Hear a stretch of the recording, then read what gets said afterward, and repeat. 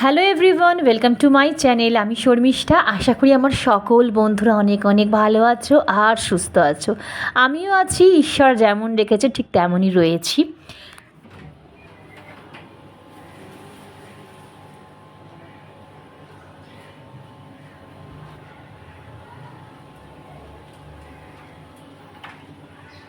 রোজ সকালবেলা আমার হাজবেন্ড পাশের দোকান থেকে দুধটা নিয়ে এসে ও সিঁড়িতে রেখে দিয়ে যায়। তারপর আমি আবার সময় করে দুধটা নিয়ে এসে তারপরে জালে বসিয়ে দিই। আর এখন ঘড়িতে বাজে ওই 7টার মতন। মেয়েকে কিন্তু এখনও ডাকিনি, আর 15-20 মিনিট পর ডাকবো। ওকে না এই 6:45-7টার মধ্যে আমি 1 গ্লাস জল দেওয়ার চেষ্টা করি। কী বলতো, ঘুম থেকে উঠেই যদি আমি ওকে জলটা দিয়ে দিই, তারপরে যদি আবার ছাতুটা দিই না, ও তখন খেতে পারে না। তাই জন্য ওই আধ ঘন্টা আগে আমি জলটা খাইয়ে দিই। তারপরে ঘুম থেকে উঠে ব্রাশ টাশ করে রেডি হয়ে তারপরে ও বানানা স্মুদিটা খেয়ে স্কুলে বেরোয়। আজকেও জানো তো একদম মর্নিং থেকে কিন্তু ভিডিওটা স্টার্ট করলাম। আজ থেকে আবার মেয়ের স্কুলের ইউনিট টেস্ট শুরু হয়ে গেল, জানো তো। স্কুল খুলেই আবার পরীক্ষা, আর ভালো লাগে না। পরীক্ষা পরীক্ষা করে যেন মাথাটা পুরো খারাপ হয়ে যাচ্ছে। ছেলে মেয়েগুলোও তো পুরো নাজেহাল হয়ে যাচ্ছে, তার সাথে সাথে বাবা মারও যেন পরীক্ষা চলে। তবে আমি কিন্তু পরীক্ষা কেমন হবে, কেমন দেবে, এই নিয়ে কিন্তু একেবারেই চিন্তিত নই। সেসব পার্ট আমি তুলে দিয়েছি। ছোটোবেলায় যতদিন আমি নিজে পড়াতাম ততদিন আমি ওই বকাবকি করতাম, কিন্তু এখন আর আমি কিছু বকাবকি করি না। এখন সব কিছু মেয়ের ওপর ছেড়ে দিয়েছি। শুধু আমি কি জানো তো, ভয়টা করে যে সকালে উঠে যদি দেরি হয়ে যায়, যদি আমি ঘুমিয়ে পড়ি, যদি ঠিকঠাক টাইমে ওকে রেডি মানে ঠিক সব কিছু দিতে না পারি ওর হাতের সামনে, মানে এই আমার টেনশনগুলো কাজ করে। ব্যাস, আর কোনো টেনশন আমার কাজ করে না। তো এখানে দেখো, আগের দিন রাতের বেলা না আমি যত আমার ঘরের মপ রয়েছে, ক্লিনিং মপ রয়েছে, মানে ঘর মোছার যে মপগুলো, সেগুলো আমি সব সার্ফের মধ্যে এরকমভাবে ডুবিয়ে রেখে দিই। সকালবেলা সেগুলোকে আমি ইউজ করি। তাহলে কি বলতো, মানে মপগুলো না খুব পরিষ্কার থাকে।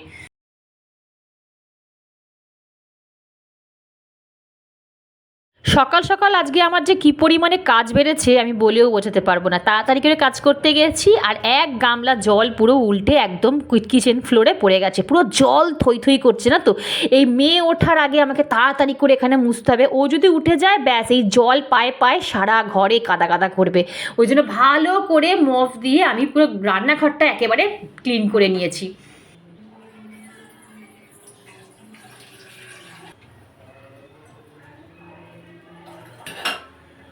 সকালবেলা ঘুম থেকে উঠে যদি একটু পরিষ্কার পরিচ্ছন্ন রান্নাঘরটা থাকে না, তাহলে দেখবে কাজ করতেও ইচ্ছা করে আর মনটাও বেশ ভালো লাগে।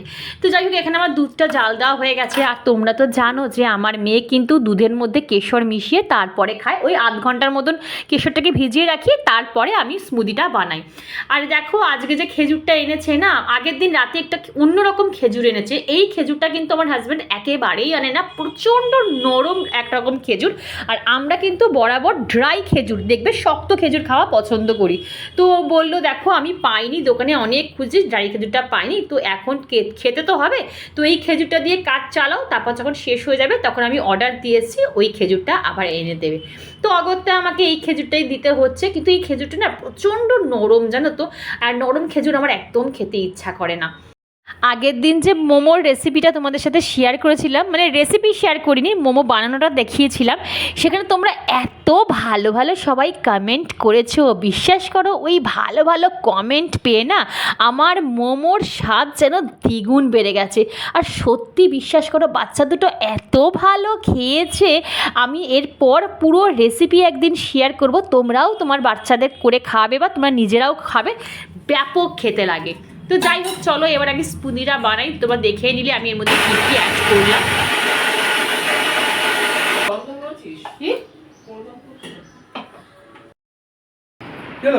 উফ, তুমি যাও না, যাচ্ছে তো গো। ও ঠিক ওর টাইম বোঝে। কি আছে, প্লাস্টিকটাকে বাইরে ফেলে দিল। টাটা বাবা, মন দিয়ে। জলটা খাবে বাবু, হ্যাঁ।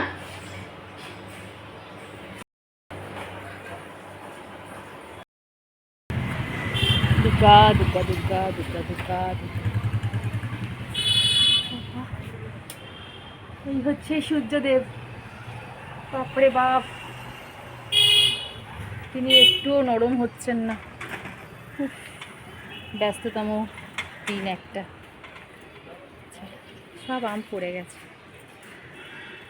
আমাদের বলি না, চা আমি খুব কম করি, ইভেন মা যদি না থাকে আমি চা নিজে করে খাই না, ঠিক আছে? কেউ যদি আমার চা করে দেয় তবেই খাবো, নালে খাবো না। এই কাজটায় আমি ভীষণ কুড়ে চা করতে। আর মা চা খুব ভালো করে, যে র চাটা না, মানে ব্ল্যাক টিটা খুব ভালো করে। আমরা তো র চাই খাই, মা শুধু চিনি খায়, আমি চিনি ছাড়া খাই। আর সকালের চাটা আদা দিয়েই হয় আমাদের। নেই মা, আদা হচ্ছে না? হ্যাঁ হ্যাঁ, ছাদের গাছে জল দিচ্ছে সব। আগে যখন আমরা নতুন গাছ করেছি ছাদে, তখন এতগুলো বাড়িতে গাছ ছিল না, ঠিক আছে? মানে একটা আমার সামনাসামনি একটা বাড়িতে গাছ ছিল, ঠিক আমার উল্টো দিকে তাদের বাড়িতে গাছ ছিল। কিন্তু এখন আমরা ছাদে উঠে ম্যাক্সিমাম, মানে আমাদের পাড়ায় 90% মানুষের ছাদে দেখি গাছ রয়েছে। মানে 5টা 6টা, মানে 3-4টে হলেও দেখি ছাদে তারা গাছ রেখেছে। আর এত ভালো লাগে আসলে, কি বলতো, ওই যে বললাম, একটা মানুষের থেকে আর একটা মানুষের দেখে শেখে, ভালো লাগা জন্মায়, সব কিছু জন্মায়। এটা একটা মানুষ তো একটা মানুষকে দেখেই শেখে। আমরাও যেমন দেখেছি, দেখে করেছি, ঠিক আমাদের দেখেও দেখি আশেপাশে কত মানুষে সব ছাদে ছাদে সব গাছ লাগিয়েছে। সকাল বিকেল দেখি গাছে জল দেয়, পরিচর্যা করে, দেখেও ভালো লাগে, জানো তো? তোমরাও করবে যদি তোমাদের ছোট্ট একটা হ্যাঁ, পাশেও বাড়িটাতেও কত গাছ হতেছিল। হ্যাঁ, সব বাড়িতে এখানে ম্যাক্সিমাম বাড়ির ছাদে ব্যালকনিতে গাছ ভর্তি। গাছ রাখা ভালো না, এতে আমাদের পরিবেশ ঠান্ডা থাকে, আশেপাশে ঠান্ডা থাকে, একটু হাওয়া দিলেও তো সেই হাওয়াটা লাগে আমাদের গায়ে, তাই না? আমার তো ভীষণ ভালো লাগে। অনেক দিন হয়ে গেছে গাছ কিনা, অনেক দিন হয়ে গেছে। আসলে কি জানো তো, সবই ঠিক আছে, গাছ ভালো লাগে, ফুল ভালো লাগে, কিন্তু প্রচুর পরিশ্রম, মানে একটা গাছের পরিচর্যা যা পরিশ্রমের ব্যাপার বলে বোঝাতে পারবো না, একার দ্বারা সম্ভব না। একজন হেল্পিং হ্যান্ড, আমার সাথে আমার মা আছে বা মায়ের সাথে আমি আছি, দুজনে মিলে করলাম। ওই দেখো চলে এসছি, কি গো দাদা, একটা তুমি স্কুটারটা দিয়ে যদি কম হয়, আর যদি আমি আগে এসে সার্চ করি, আচ্ছা ওখানে যদি থাকে তাহলে একজনের আচ্ছা, শোনো উচ্ছে দিয়ে আগে শুনে যাও। উচ্ছে দিয়ে কাঁকরোল ভাজা আর তরকারি ভাজা, বাপরে। আচ্ছা, তুমি টিফিন খেতে কখন আসবে?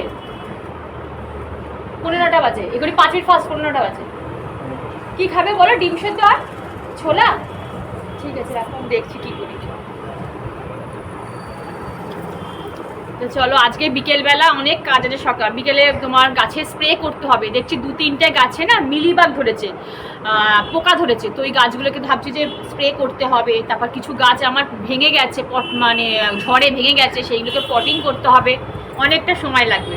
তো যদি পারি তোমাদের সাথে অবশ্যই শেয়ার করবো। চলো আজকে খেয়ে নি, চা ঠান্ডা হয়ে গেছে।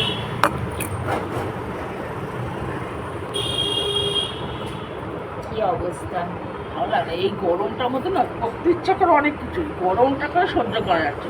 একটু বৃষ্টিও নেই, ভালো লাগে না বাবা। কেরালায় বর্ষা ঢুকে গেছে, আমাদের এখানে কিছু মনে হয় পাঠাপ করেছি বোধহয় আমরা, এই জন্য আমাদের এখানে বোধহয় বৃষ্টি ঢুকবে না। আগের বছর কি পরিমাণে বৃষ্টি বলতো, মানে একদিন গরম আর একদিন বৃষ্টি, মানে গরমটা তেমন অনুভবই হয়নি। কিন্তু এই বছর সে 2-3 ফোঁটা করে বৃষ্টি হচ্ছে, তার পরের দিন পুরো জ্বালিয়ে খাওয়া করে দিচ্ছে মানুষকে। আর এই বাচ্চাগুলো স্কুলে যাচ্ছে বাবা, আর একটা সপ্তাহে তো স্কুলটা বাড়ি দিতে পারতো ছুটিটা, বলো কি কষ্ট। আর সবার মাথার ওপরে কি ফ্যান ঘোরে বলো? প্রত্যেকটা বাচ্চার মাথার উপর ফ্যান দেওয়া কি সম্ভব না? আমার মেয়ে যেখানে বসে বলে, মা আমি ঘেমে স্নান হয়ে যাই, আমার মাথার উপর কোনো ফ্যান থাকে না। কি বলবো বলো, ভালো লাগে। এই পাগলের মতো স্নান করতে, হ্যাঁ, এসেই চলে যায়, বসে না, এসেই ঘেমে নিয়ে স্নান করতে বলে আমি আর পাচ্ছি না, আমি মাথায় জল ঢালবো, এতে ঠান্ডা লাগবে, শরীর খারাপ হবে জানি, কিন্তু ওকে কিছুতেই বসাতে পারবো না ফ্যানের তলায়। সিধা বাথরুমে চলে যাবে, গিয়ে একদম শাওয়ার খুলে স্নান করে নেবে। চলো বাবা,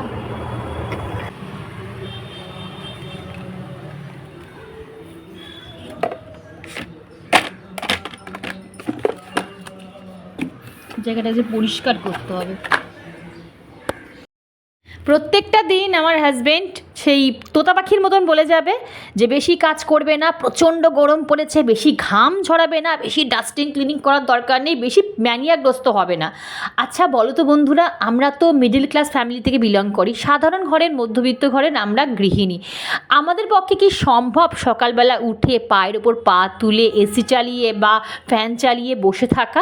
না হ্যাঁ, যাদের আছে তাদের হেল্পিং হ্যান্ড অনেক রয়েছে, তারা বসে বসে ইনস্ট্রাকশান দেবে, তাদের ব্যাপারটা আলাদা। কিন্তু আমাদের মতন ঘরে এটা তো সম্ভব না বলো। আমাদের সংসারের কাজটাও আমাদেরই করতে হবে, সেটা শীত হোক, গ্রীষ্ম হোক আর বর্ষা হোক। তবে কি জানো তো, আগের বারে গরমেও আমার এত কষ্ট হয়নি, এইবারে গরমে আমার কাজ করতে প্রচণ্ড কষ্ট হচ্ছে। আর আমি না অতিরিক্ত পরিমাণে ঘামি, জানো তো।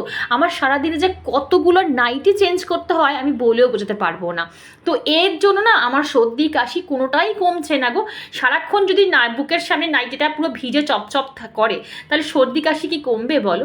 এদিকে তুমি কতক্ষণ বসে থাকতে পারবে? তাও তো আমি একটু একটু করে কাজ করছি, একটু করে ফ্যান চালিয়ে ফ্যানের তলায় বসে রয়েছি। তো এদের বোঝাবে কে বলো? ওর কাজ কথা বলে যায়, আর আমাকে তো আমার সংসারের কাজ করতেই হবে।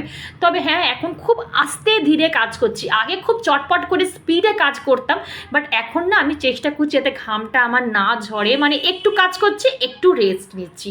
আর এই দেখো, কথা বলতে বলতে আমার কিন্তু এই জায়গাটাও পুরো পরিষ্কার, নিট অ্যান্ড ক্লিন, অর্গানাইজ করা হয়ে গেল। তো বলো, এখন যদি আমি এটা ফেলে রাখতাম তাহলে এটা তো পড়েই থাকতো বলো। আমার তো মা কত করবে বলো? মায়েরও তো বয়স হয়েছে, হাজব্যান্ডের পক্ষে করা সম্ভব না, মেয়ের পক্ষেও করা সম্ভব না। তো এই ডিপ ক্লিনিং, ডাস্টিং ক্লিনিং কিন্তু আমাকেই মোটামুটি ম্যাক্সিমামটাই করে নিতে হয়। বলে কি বিচ্ছিরি লাগে দেখতে, নিজের শখের জিনিস যদি নোংরা হয়ে পড়ে থাকে ওদের আর বোঝাতে পারবো না। বলে আমি পিঠে ম্যানিয়াগ্রস্ত, শুধু পরিষ্কার পরিষ্কার করি। তো নিজের সংসার নিজে পরিষ্কার করবো না? সবাই করে। আমরা তো আর বড় লোক নই যে পায়ের ওপর পা তুলে বসে খাবো। আমরা মধ্যবিত্ত ঘরের গৃহিণী, 90% মধ্যবিত্ত ঘরের গৃহিণীরা এখন কর্ম করে।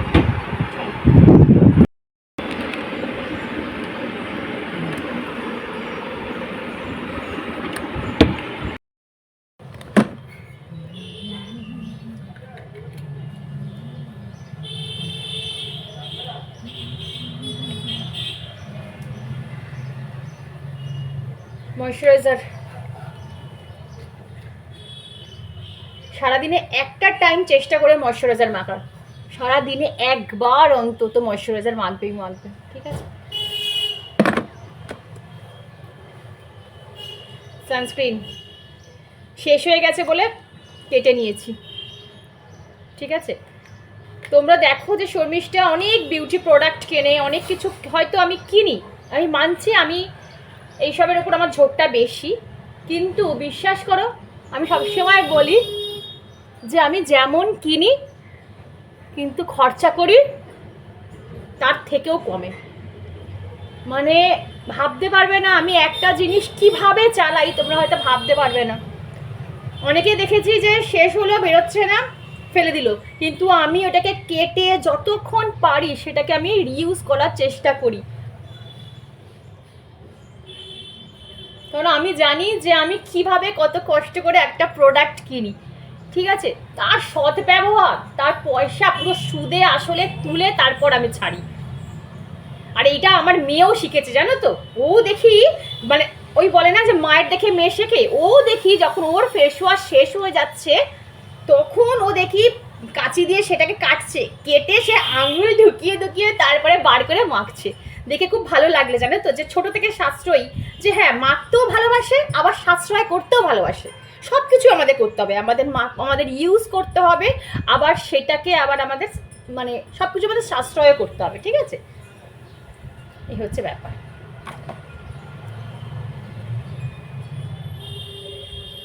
কি গরম, একটু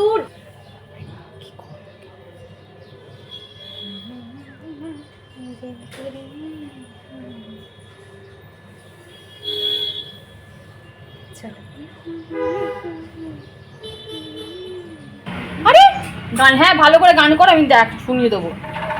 আচ্ছা, আজকে আমি আমার ব্রেকফাস্টে একটু দেখিয়ে দিচ্ছি। এখানে দেখো গাজর কুচি কুচি করে কাটা আছে, ছোলা, আলু একদম সেদ্ধ করা আছে, আর ওপর দিয়ে একটু গোলমরিচ চেটানো আছে, ঠিক আছে। এটা হচ্ছে আমার ব্রেকফাস্ট। আচ্ছা ঠিক আছে, ছড়িয়ে দেওয়া, ঠিক আছে। আমার হাজবেন্ড প্রচণ্ড শুদ্ধ বলতে পছন্দ করে, আমি পারি না অত শুদ্ধ বলতে। আর এখানে রয়েছে ডিম সেদ্ধ, একটা আমার আর একটা হাজবেন্ডের। আর এই হচ্ছে আজকে আমাদের ব্রেকফাস্ট মেনু। না এত গোলমরিচ খেও না, এখানে অলরেডি গোলমরিচ দেওয়া আছে। খুবই পুষ্টিকর, হেলদি অ্যান্ড টেস্টি একটা ব্রেকফাস্ট। অবশ্যই তোমরা এটা করে খেও ব্রেকফাস্ট, ঠিক আছে। হ্যাঁ এটা কি বলে, ডেটল একটু তাহলে লাইট কর, স্যাভলন স্যাভলন। মা খুন্তিটা কোথায় গো? দুটো করে ধরা। হ্যাঁ দাঁড়াও আমি আগে কাটি, তারপরে তো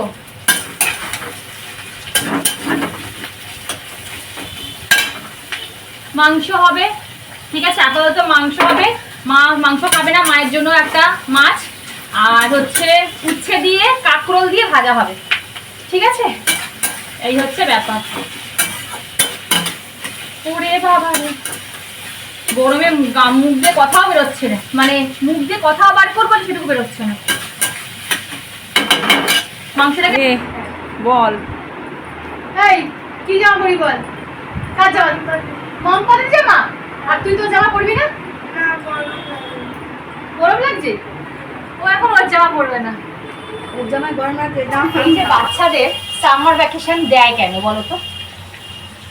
সামার ভ্যাকেশন মানেই হচ্ছে ছুটি। আমরা ছোটবেলায় কি বুঝতাম যে সামার ভ্যাকেশন পড়লো, আমাদের বই খাতা তুলে দিলাম, ওই 30টা দিন আমরা চুটিয়ে মজা করতাম, ভাই বোনরা মিলে একসাথে খেলতাম। মানে ওই দেখবে টিভিতে ডিডি ন্যাশনাল বা তারপরে ডিডি বাংলায় সব ছুটি ছুটি বলে একটা প্রোগ্রাম হতো, তারপর ঠাকুমার ঝুলি, তারপর হিরো গেদার দেশ, কত রকম বাচ্চাদের সেই বইগুলো, গুপিকাইন বাগাবাইন, এগুলো সব বসে বসে দেখতাম। তারপরে না হলে মাসির বাড়ি, পিসির বাড়ি, মামার বাড়ি, কাকার বাড়ি, জ্যাঠার বাড়ি ঘুরতে বেরিয়ে যেতাম। মানে আলাদা একটা এনজয়মেন্ট ছিল। মানে সেই সময় আমাদের সামার ভ্যাকেশন মানে বই খাতার সাথে কোনো সম্পর্ক ছিল না, সে পূজার ভ্যাকেশন হোক আর সামার ভ্যাকেশন হোক। কিন্তু এখনকার বাচ্চারা বলো, তাদের কোনো ভ্যাকেশনই নেই। কি সামার ভ্যাকেশন কি পূজা ভ্যাকেশন। ভ্যাকেশন মানেই হচ্ছে তোমরা ঘরে বসে হয় প্রজেক্ট করো, প্রজেক্ট তো ম্যান্ডেটরি করতেই হবে, তার সাথে সাথে আবার অ্যাসেসমেন্টের প্রিপারেশন করো, কারণ হচ্ছে স্কুল খুললেই আবার অ্যাসেসমেন্ট স্টার্ট হয়ে যাবে। তাহলে কেন বাবা আমার দেওয়ার কি দরকার, ছুটি আমার দেওয়ার দরকার কি? কোথায় ছুটি? শুধু স্কুলটা ছুটি, পড়াশোনার থেকে ছুটি নেই। সে দুবেলা করে পড়তে যেতে হচ্ছে, প্রজেক্ট করতে হচ্ছে, পড়াশোনা করতে হচ্ছে, তো আমার দরকার নেই ছুটির থেকে, তাই না বলো? আমি ভাবি আমাদের লাইফটা আলাদা ছিল, আমাদের লাইফের মতন এনজয়মেন্ট এখনকার কোনো বাচ্চা করতে পারবে না। কোনো বাচ্চা, তাদের সেই লাইফে এনজয়মেন্টই নেই, কিছুই নেই তাদের লাইফে এখন। পড়াশোনা, এখন তারা পড়াশোনা করবে, তারপর আবার পড়াশোনা শেষ হয়ে গেলে আবার চাকরি বাকরির জন্য আবার প্রিপারেশন নেবে, আবার চাকরির লাইফ আবার আলাদা লাইফ, সেটাও আবার ঘর পাকড় লাইফ। কোনো সত্যি কোনো লাইফ নেই, কোনো লাইফ নেই গো, এখনকার মানুষদের কোনো লাইফ নেই। যাই হোক, আর এই যে নাইটিটা দেখছো, এটা আমার বোনের নাইটি, আমি পরেছি। ও আসলেই ওর নাইটি আমি পরি, ঠিক আছে। আমার নাইটি খুব একটা হয় না, কারণ ও আমার থেকে একটু মোটা, একটু হেভি, তো আমার নাইটি ওর একটা হয় না। আর ওর নাইটিগুলো ঢিলা ঢিলা তো বেশ পরতে ভালো লাগে। তো এই নাইটিটা ভাবছি আমি ঝেপে দেবো, ওকে দেবো না, এটা আমি নিয়ে নেবো। আমি কালারটা খুব সুন্দর, দেখো রানি কালার একদম, আমার খুব পছন্দ হয়েছে। এই তো হয় বলো, বোনের জিনিস দিদি, দিদির জিনিস বোন, বোন বোন থাকলে তো এই জিনিসটাই হয়। পিকু আসলে, পিকু যখন আমার বাড়িতে আসে, ও ওর জামা কাপড় পরবে না, ও সব মাম্পা দিদির জামা কাপড় পরবে। মাসি মাম্পা দিদির ফ্রক দাও, মাম্পা দিদির টেপ জামা দাও, মাম্পা দিদির ইয়ে দাও, সব মাম্পার পরবে, ওর জামা কাপড় একটাও পরবে না। আমি বোনকে বলছি এরপর যখন আসবি, কারণ ও মোটামুটি অনেকটা লম্বা হয়ে গেছে, তো পিকু জামা কাপড় আনবি না, মাম্পার যা জামা কাপড় ওর হয়ে যাবে, তুই আর ফালতু ফালতু অত দূর থেকে বয়ে বয়ে আনবি না। সেটাই হচ্ছে কথা, বোন বোন থাকলে এরকমই হয়। বোনের মানে দিদিরটা বেশি পছন্দ হয়, দিদির জামা কাপড়, দিদির সাজগোজের জিনিস, দিদির পেন্সিল বক্স, দেখবে বেশি পছন্দ হয়। আমার দিদির মতনই লাগবে, দিদিরটাই আমার চাই, এরকম হয়, দেখবে দিদিরটাই আমার চাই। সে তুমি বোনকে যতই সুন্দর জিনিস দাও না কেন, আমার দিদিরটাই লাগবে। চলো রান্নাটা করে নি আগে। তোমরা ভাবছো না যে কিচেনে দাঁড়িয়ে শর্মিষ্ঠা দুবার কিভাবে ড্রেস চেঞ্জ করলো, আসলে কি জানো তো, আমি তোমাদের বলে দিই ক্লিয়ারলি। আগের যে ক্লিপিংসটা দেখলে পিকুর সাথে, সেটা আমার আগের দিনে শ্যুট করা ছিল। ওই ক্লিপিংসটা না আমার আগের ব্লগে অ্যাড করা হয়নি। আসলে অনেক কিছু শ্যুট করি, তো সব কিছু যদি অ্যাড করতে যাই তাহলে ভিডিওটা অনেক বড় হয়ে যায়। তো সেই ক্লিপিংসটা আমি এর মধ্যে অ্যাড করে দিলাম। না বাবা, আলু কেউ খায় না মাংসে, আমাদের চিকেনে কেউ আলু খায় না। মাটন করলে আলু খায়, চিকেনে কেউ আলু খায় না। চিকেনে আলু দিলে চিকেনের ঝোলের টেস্ট নষ্ট হয়ে যায়। আর এখানে উচ্ছে দিয়ে আর কাঁকরোল ভাজা, ঠিক আছে। চাটনি করবো, মায়ের মাছের ঝোল হয়ে গেছে, ব্যাস এই দুটো করলেই আমার বেরোনো না। তারপরেও অনেক কাজ, রান্না করার পর সবচেয়ে বেশি কাজ থাকে রান্নাঘরে, রান্নাঘর পরিষ্কার করা।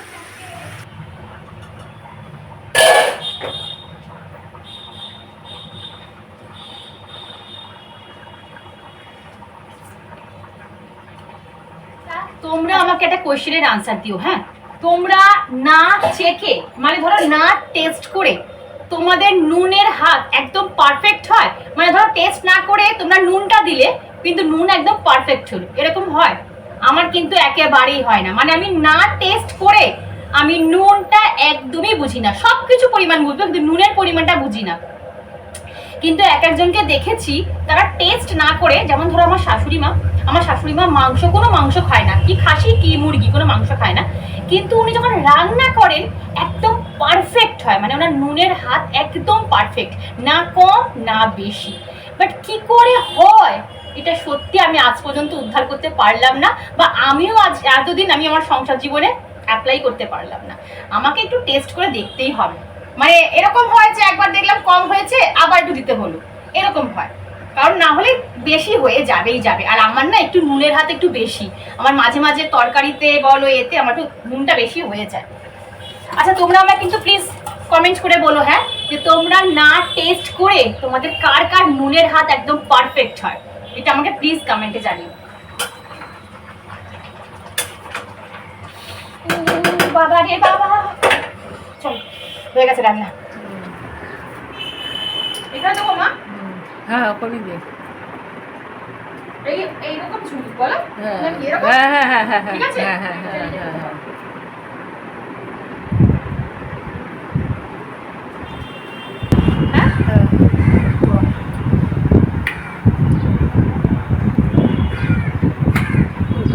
ঠিক আছে এবার? হ্যাঁ হ্যাঁ রাতের বেলা জ্বালালে আরো সুন্দর লাগবে, তাই না মা? হ্যাঁ।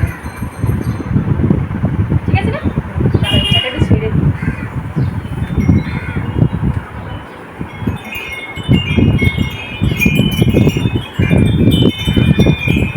ঘড়িতে বাজে এখন 12টা 10। আমার রান্না বান্না কিন্তু অলরেডি কমপ্লিট হয়ে গেছে অনেকক্ষণ, ঠিক আছে। আমি 15-20 মিনিট বসে একটুখানি তোমাদের কমেন্টগুলো পড়ছিলাম, রিপ্লাই দিচ্ছিলাম। তো ভাবলাম না, এবারে আমি স্নান করতে যাব। তো চলো, এই তো ভাত হয়ে গেছে। আর এখানে দেখো এই যে মাংসটাকে দু জায়গা আলাদা আলাদা করে রেখে দিয়েছি, এই একটা জায়গা এই একটা জায়গা, ঠিক আছে। আর এখানে হচ্ছে মায়ের মাছের ঝোল, মা লেজা খেতে খুব ভালোবাসে। এখানে রয়েছে গাজর আর কাঁচকলা সিদ্ধ ছিল, ওটা দিয়ে দিলাম। গাজর সিদ্ধ তো প্রত্যেক দিনই আমরা খাই। আর এখানে রয়েছে উচ্ছে আর কাঁকরোল ভাজা, আর চাটনি রয়েছে, কিন্তু চাটনিটা এখন নামাবো না, দাঁড়াও, চাটনিটা ফ্রিজে রেখেছি। এই যে চাটনি আছে এখানে, ঠিক আছে, করে একদম ফ্রিজে রেখে দিয়েছি, ঠান্ডা ঠান্ডার বার করে খাওয়ার সময় খাবো। এই হচ্ছে ব্যাপার। চাটনি আমি গরমে একদম খেতে পারি না। আর এখন আমি রূপচর্চা করবো, এই যে হাফ টমেটো আর আরও অনেক কিছু নেব দিয়ে রূপচর্চা করবো, বুঝছো।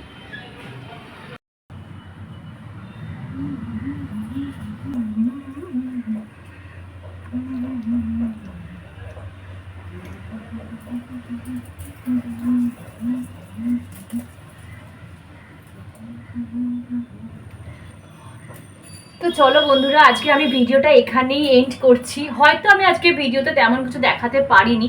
আসলে কি জানো তো, এই যে তোমাদের সামনে আমি ডেলি আসছি, তোমাদের সাথে দুটো কথা বলছি ক্যামেরা অন করে, তোমরা আমায় কমেন্ট করছো ভিডিওতে, এটাই আমার কাছে অনেক। বিশ্বাস করো, আমার কাছে ভিউজ বলো, সাবস্ক্রাইবার বলো, আমার ডলারটা ম্যাটার করে না।